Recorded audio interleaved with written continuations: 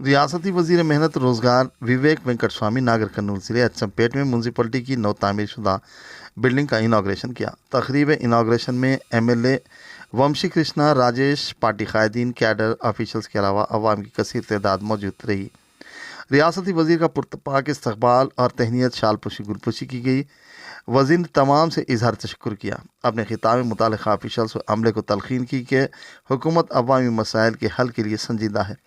अहदेदार और अमला पूरे इनमाक, मेहनत, लगन, जुस्तजू से काम करते हुए मसाइल के हल को यकीनी बनाएं।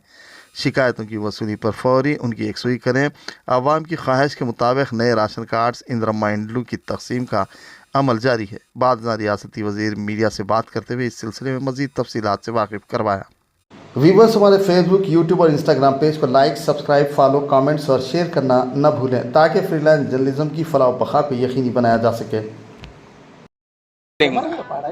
మన ఎమ్మెల్యే గారు రాష్ట్ర ప్రభుత్వం నిధులతోని కట్టించినందుకు నేను ఇనాగ్రేట్ చేసి లోపలికి వెళ్ళినప్పుడు కౌన్సిలర్స్కి, చైర్మన్ గారికి ఇదే చెప్పినాను.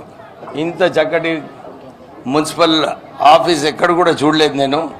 మీరందరూ కూడా మంచిగా ఉపయోగించుకోవాలి ఈ ఆఫీస్ని. 20 వార్డులు ఉన్నాయి.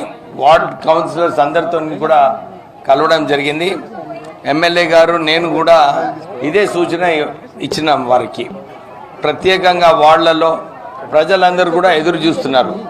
మా దగ్గర సరిగా నీళ్ళు వస్తున్నాయా లేవా, మిషన్ భగీరథ నీళ్ళది మెయిన్ ఇష్యూ వార్డులలో. దాంతోపాటు నాలీలు, సీసీ రోడ్స్, చెత్త తీసేయడము, ఇవన్నీ కూడా కౌన్సిలర్స్కి చాలా ముఖ్యమైన విషయాలు. అందరం కూడా కలుసుకొని ఈ అచ్చంపేట్ మున్సిపాలిటీని టాప్ మున్సిపాలిటీగా చేయాలని చెప్పి వాళ్ళందరినీ కూడా మేము సూచన ఇవ్వడం జరిగింది.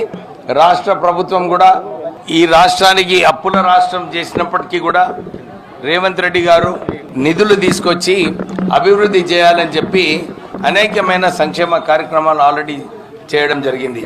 గ్యారంటీ కార్డుతో పాటు సన్న బియ్యము, కొత్త రేషన్ కార్డులు, రైతు భరోసా, ప్రత్యేకంగా ఇందిరమ్మ ఇల్లులు చాలా అన్ని కాన్స్టిట్యున్సీలో 3500 ఇందిరమ్మ ఇల్లు ఇవ్వడం జరిగింది.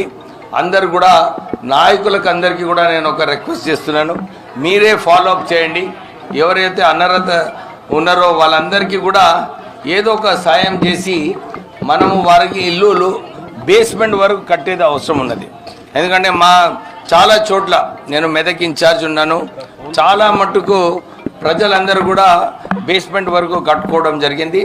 రాష్ట్ర ప్రభుత్వం ఇమ్మీడియట్లీ నిధులు వారికి అకౌంట్లలో